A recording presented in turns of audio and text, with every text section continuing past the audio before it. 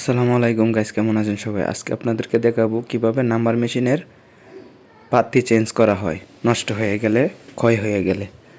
এই যে দেখেন, চেঞ্জ করতেছি। এই যে আর একটা নতুন পাতি লাগাচ্ছি। কিভাবে রিপিট দিয়ে রডটা দিয়ে যেভাবে আগের মতো ছিল সেভাবেই বসায় ফেলতেছি একবারে। এই যে ওকে মনে করেন, এখন সেট করে এলো পারলেই তারপরে স্প্রিংটা টান দিয়ে দিব, হয়ে যাবে। তাহলে আপনারা এভাবে মেশিন দাঁতি চেঞ্জ করে ফেলতে পারবেন সহজেই।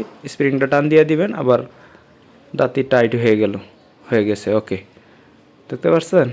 ওকে, এখন নাম্বার মেরে আমরা দেখব ওকে আছে কিনা। দুইয়ে দিব, দুইয়ে দিয়ে দেখি ডুপ্লিকেট চলে কিনা।